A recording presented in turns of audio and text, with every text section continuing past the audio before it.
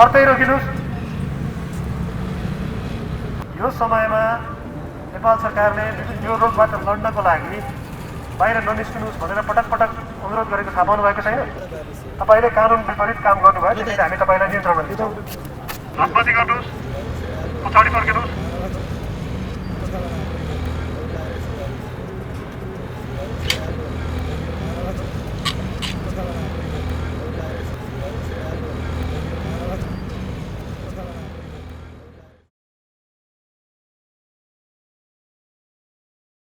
पाँच 5000 वर्ष अघि होस् या 100, मानव जातिको ज्योतिले सधैँ अन्धकारमाथि विजय प्राप्त गरेको छ। सबैजना हातमा हात मिलाएर अन्धकारलाई पछि छाड्दै सधैँ उज्यालोतर्फ अघि बढेका छौँ। तर यो त्यस्तो समय हो भनेर भनिहाल्न चाहिँ मिल्दैन। यो समय त्यसको ठ्याक्कै उल्टो हो। यो समय हो बाहिरी संसार समाजसँग लुकामारी खेल्ने अनि लुकेर मात्र बस्ने, मानव जातिलाई बचाउने, त्यही मान्छेहरूबाट टाढा बसेर। आज विश्वभरि कोभिड-19 अर्थात् नोभल कोरोना भाइरसको महामारी छ। कोरोना भाइरसको न त आजसम्म कुनै उपचार छ, न त यस भाइरसबाट बस्ने कुनै भ्याक्सिनको खोजी भइसकेको छ। यो महामारी विरुद्ध लड्ने हतियार बन्दुक, खुकुरी या क्षेप्यास्त्र होइन, सामाजिक दूरी हो, लकडाउन हो। र यो लकडाउनलाई सफल पार्न र कोरोना भाइरसको महामारीलाई हाम्रो देशमा फैलनबाट रोक्नको लागि नेपाल प्रहरी हर गाउँ, टोल र सहरमा दिनरात खटिरहेको छ। आदरणीय आमाबुवा, दाजुभाइ तथा दिदीबहिनीहरूमा हार्दिक अनुरोध। परिवारका सम्पूर्ण सदस्यहरू घरभित्र बसौँ। कोरोना भाइरसको संक्रमण प्रति सचेत र सजग रहौँ। तपाईँ घरभित्र निश्चित रहनुहोस्। नेपाल प्रहरी तपाईँको सेवा र सुरक्षामा हरपल तयार छ। स्व अनुशासनमा रहौँ र लकडाउनलाई अनिवार्य रूपमा पालना गरौँ। तपाईँको लागि हामी सडकमा छौँ, हाम्रो लागि तपाईँ घरमै बसी सहयोग गरिदिनुहोस्। जनचेतनाको लागि नेपाल प्रहरी। खास गरेर नेपाल सरकारले जुन चैत्र 11 गतेदेखि चाहिँ लकडाउनको आदेश जारी गरेको छ, त्यसको पालना गराउँदाखेरि मुख्यतया गरेर चाहिँ अन्तर्राष्ट्रिय सीमाको चाहिँ व्यवस्थापन, आन्तरिक मुभमेन्ट अथवा परिचालनको चाहिँ व्यवस्थापन, आपूर्तिको निर्बाध परिचालन, लकडाउनको पालना गराउने क्रममा व्यक्तिहरूलाई घरदेखि बाहिर ननिक्लिन नेपाल सरकारका विभिन्न सञ्चार माध्यमहरूबाट भएका क्रियाकलापका साथसाथै नेपाल प्रहरीले 35,000 पटक चाहिँ माइकिङ गरेको अवस्था छ। उहाँहरू पहिलोपटक त्यसरी निक्लियो भने चाहिँ जानकारी गराएर जताबाट आएको त्यतै फिर्ता पठाउने। यदि कसैले पटक पटक त्यो गल्ती गर्छ र अलिकति अटेर गर्छ भने सर्टेन समयसम्म चाहिँ उहाँहरूलाई होल्ड अन गरेर एकछिन राख्ने, ताकि भोलिको दिनमा त्यो गल्ती नदोहोऱ्याउने गरी चाहिँ उहाँहरूलाई गल्ती गरेको महसुस होस् भन्ने किसिमको धारणा चाहिँ विकास होस् भनेर चाहिँ त्यो गरिएको छ। र यसका साथै जस्तो कसैले सवारी साधन चलायो भने सवारी साधन पनि दिनभर हामीले चाहिँ होल्ड अन गरेर राखिदिने। यसको सन्दर्भमा हामीले ड्रोनको प्रयोग पनि गरेका छौँ, जो यहाँहरूले चाहिँ थाहा पाइसक्नु भएको छ र विदितै हुनुहुन्छ। नेपाल सरकारको जुन यो लकडाउनको आदेश छ, पूर्ण रूपमा नेपाल प्रहरीले अन्य निकायहरूसँगको समन्वयात्मक भूमिका र यसको कार्यान्वयन चाहिँ गरेको अवस्थाहरू चाहिँ रहेको छ।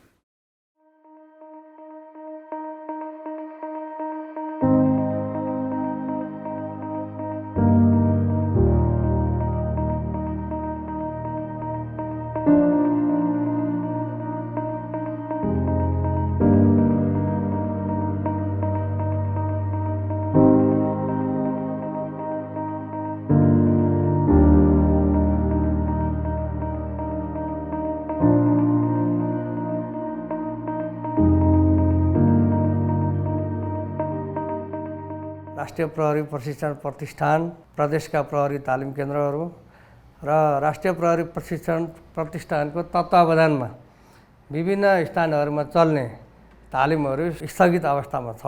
कोभिड-19 को एउटा अवेरनेस चेतना पनि हामीहरूले ब्यारेकमा दिनु परेको छ र ब्यारेकमा पनि सोसल डिस्टेन्स मेन्टेन गर्नुपर्ने एउटा परिस्थिति छ, जुन कि हामी समूहमा गर्नुपर्ने काम थियो। यो स्थगित भएको तालिममा जुन जनशक्तिहरू छन्, जुनसुकै अवस्थामा पनि फिल्डमा खटिनको लागि चाहिँ तयारी अवस्थामा राख्नु परेको छ र केही हामीहरूले उपत्यकामा पनि थप मद्दतको रूपमा चाहिँ परिचालन भइरहेको छ। र यसरी बाहिरबाट अनि हाम्रो ब्यारेकमा आउने भित्र आउने जनशक्तिहरूलाई फेरि हामीहरूले एउटा छुट्टै ब्यारेकमा चाहिँ कन्फाइन गरेर उनीहरूलाई ड्युटीमा चाहिँ जानुपर्ने लैजानुपर्ने अवस्था हामीलाई चुनौती चाहिँ त्यसरी बढेर आएको छ। अब फ्रन्ट लाइनमा बसेर काम गर्नुपर्ने प्रहरी कर्मचारीहरूले अहिले ट्रेनिङलाई प्रायोरिटी दिनुभन्दा पनि फिल्डको कुरालाई कसरी चाहिँ लकडाउनलाई पूर्ण रूपमा पालना गराउन सकिन्छ भन्ने कुरालाई नै फोकस गरेर अहिले तालिमका सबै एक्टिभिटीहरू चाहिँ स्थगित गरेर हामीहरूले ती जनशक्ति 7,000 भन्दा बढीको जनशक्तिहरूलाई फिल्ड परिचालनमा चाहिँ हामीहरूले गरिरहेको अवस्था हो। कोभिड-19 को ट्रान्समिसनको सम्बन्धमा ट्रान्समिसन मोड 3 किसिमले हुन्छ, एउटा इम्पोर्टेड, एउटा लोकल, एउटा कम्युनिटी। अहिलेसम्म इम्पोर्टेड भनेको विदेशबाट आएको, विमानस्थलबाट नाका सीमाबाट आएको मान्छेहरूलाई चाहिँ इम्पोर्टेड ट्रान्समिसन भनिन्छ। इम्पोर्टेड ट्रान्समिसनबाट आएको मान्छेहरू चाहिँ कोसँग सम्पर्कमा आउनुभयो र जुन चाहिँ यो कन्ट्याक्ट ट्रेसिङको काम चाहिँ हाम्रो कोभिड डेस्कले गर्छौँ। र कन्ट्याक्ट ट्रेसिङ गरिसके पछाडि आउने मान्छे यदि पोजिटिभ आयो भने त्यसलाई चाहिँ लोकल ट्रान्समिसन भनिन्छ। स्टिल त्यो पनि डरलाग्ने कुरा होइन। हाम्रो कम्युनिटी ट्रान्समिसन जो चाहिँ इम्पोर्टेड पनि होइन लोकल पनि होइन भने त्यो बेलामा चाहिँ कम्युनिटी ट्रान्समिसनले चाहिँ डेन्जरस असर देखाउँछ। तर यसमा लोकल ट्रान्समिसनको लागि जुन चाहिँ हामीले काम गरिराखेको छौँ, यहाँबाट लोकल ट्रान्समिसन भेट्टाइसके पछाडि अहिलेसम्म जुन चाहिँ डेड बडीहरू आएको छैन, कुनै पनि नराम्रो घटना घटेको छैन, घट्यो भने पनि त्यसलाई कसरी अगाडि बढ्ने यसको लागि हामीले कार्यविधि अलरेडी तयार गरिसकेका छौँ, जुन चाहिँ भोलि आउने दिनमा हुनसक्ने सम्भावित अवस्था आउन सक्छ। र डेड बडीको म्यानेजमेन्ट कसरी गर्ने भन्ने पनि एउटा WHO CDC को अनुसार चाहिँ हामीले एउटा प्रोटोकल तयार गरेका छौँ।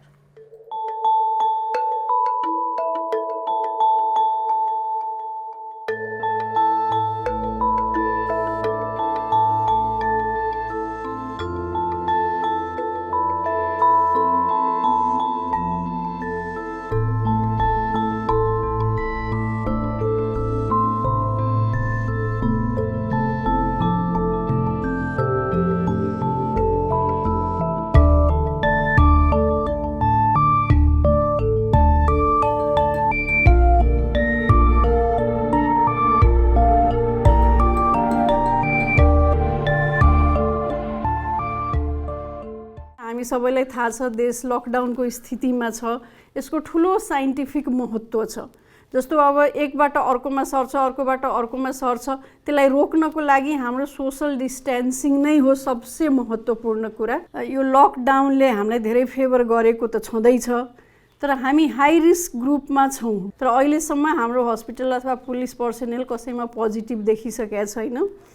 र पुलिस सडकमा खटिन्छ, मान्छेको नजिक जानै पर्छ, सोशल डिस्टेन्सिङ गर्छु भनेर त्यो पुलिस र डाक्टर दुवैलाई त्यो सम्भव चाहिँ छैन। तर त्यही नजिक जाँदाखेरि हामीले आफूलाई सेल्फ प्रोटेक्सनको लागि मास्क, ह्यान्ड सेनिटाइजर यहीहरू प्रयोग गर्न सक्छौँ। पुलिसको लागि अब नेपाल सरकार नै यसको लागि परेको छ। हाम्रो प्रहरी मात्रैको लागि हामीले नेपाल पुलिस हस्पिटलमा पनि आइसोलेसन वार्ड खोलेका छौँ। पोजिटिभ केस राख्ने भनेर पनि बेडको व्यवस्था गरेका छौँ। आइसियु भेन्टिलेटर सहितको बेडको पनि व्यवस्था गरेका छौँ। र हाम्रो प्रयास हामीले पुरै पिपिईको व्यवस्था गर्नेदेखि लिएर सबै नै गरिरहेको। यो किन जरुरी छ भन्दाखेरि पुलिसलाई मेन्टली हामीले स्ट्रङ पनि राख्नु छ। हामीले मेसेज दिन एकदमै जरुरी छ कि तपाईहरु पिर नगर्नुस्। पुलिस कुनै दिन संक्रमित भयो, पोजिटिभ भयो भने बलम्बु हस्पिटल त छ, त्यहाँ जानुपर्छ। त्यहाँ यदि बेड फुल भयो अथवा त्यहाँ पाउनु भएन भने जस्तो सर्भिस भने हामी पनि प्रहरीलाई मात्रै दिन चाहिँ सक्षम छौँ। त्यसको पूर्व तयारी गरिसकेका छौँ, अझ गरि नै रहेछौँ, अझ सामग्रीहरूको जोहो गर्दैछौँ। अझ हामीले प्रोभिजनको लागि आइसोलेसन, आइसियु अझ थप्ने गरी भवनहरू पनि बनाइरहेछौँ। नेपाल प्रहरीको अपराध अनुसन्धान, अपराध नियन्त्रण र शान्ति सुरक्षा अमन चयनका साथसाथै यो विपदको समयमा थप चाहिँ हामीले चाहिँ काम गरेको अवस्था हो भने त्यसको लागि हामी जहिले पनि तयार हुन्छौँ। र कुनै पनि विपदको अवस्थामा र विषम परिस्थितिबाट पोस्ट स्टेजमा चाहिँ हुन सक्ने अपराधको प्रकृति र प्रवृत्तिलाई चाहिँ मध्यनजर गरेर योजनाबद्ध तरिकाले चाहिँ प्रहरीको परिचालन हुन्छ र त्यसमा कुनै कमी आउन हामी चाहिँ दिँदैनौँ। र त्यसको लागि चाहिँ के हुन्छ भन्दा अहिले हामीले यो विषम परिस्थितिमा कोभिड-19 को सङ्क्रमणलाई चाहिँ नियन्त्रण र निरुत्साहित गर्नको लागि जुन कामहरू गरेका छौँ, जुन प्रहरी परिचालन भएको छ, त्यो अब अपराधको नियन्त्रण र अपराधको अनुसन्धान र शान्ति सुरक्षामा चाहिँ खटिन्छ पुनः। त्यसले गर्दाखेरि त्यसको लागि चाहिँ हामी तयारी भएका छौँ। त्यस्तो अवस्था आयो भने त्यसको लागि चाहिँ हामी योजनाबद्ध तरिकाले अगाडि बढ्ने गरी चाहिँ जहिले पनि तयारी भएको अवस्थाहरू चाहिँ रहन्छ। कोरोना भाइरसको महामारीले सारा विश्वलाई लकडाउन र क्वारेन्टाइनको स्थितिमा पुर्याएको छ। आज एकाएक संसारकै मनोरम सहर मानिने पेरिस मनोरम रहेन। विश्वकै बलियो अर्थतन्त्र भएको न्युयोर्क कमजोर स्थितिमा छ। भ्याटिकन सिटी होस्, मेक्का होस् या पशुपतिनाथ, सबैमा शून्यता छाएको छ। तर सधैँभरि यस्तो रहने छैन। छिट्टै नै सूर्यको एउटा नयाँ किरण, एउटा नयाँ बिहानी देख्नेछौँ र यो महामारीको अन्धकार अन्त्य भएर जानेछ। खाली बसेको समयको सही सदुपयोग गरौँ र केही नयाँ सिकौँ, केही नयाँ गरौँ र घरभित्रै बसौँ। विश्वव्यापी महामारीको रूपमा फैलिएको कोरोना भाइरसको सङ्क्रमणसँग बच्न नेपाल सरकारले लागू गरेको लकडाउनलाई पूर्ण रूपमा सफल बनाउन नेपाल प्रहरी तथा सम्बन्धित सबै निकायलाई आम नागरिकहरूको साथ, समर्थन र सहयोगको खाँचो रहेको छ। बाहिर अग्रपन्थीमा खटिने हामी सुरक्षाकर्मी, स्वास्थ्यकर्मी र सम्बन्धित अन्य सबैलाई गर्नुभएको सहयोग र सद्भाव प्रशंसनीय छ। हामी सबैको यो प्रयास नोभल कोरोना भाइरसलाई पूर्ण रूपमा परास्त नगरेसम्म जारी रहनेछ। तसर्थ तपाईहरू घरभित्र बसिदिनुहोस्। हामी तपाईहरूको सुरक्षाको लागि सडकमा छौँ।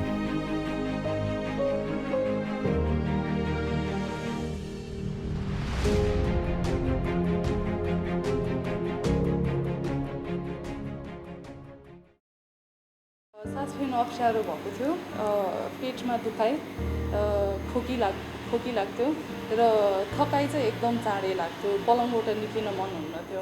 मेरो रिकभरी भएको पनि मेरो लागि एउटा ठुलो मौका पाएको छु मैले, किनभनेदेखि मेरो रिकभरी हुनु साथै मेरो अब प्लाज्मामा एन्टिबडी भएको भएर मैले यो चाहिँ नि अब डोनेट गर्न पाइरहेको छु समाजलाई।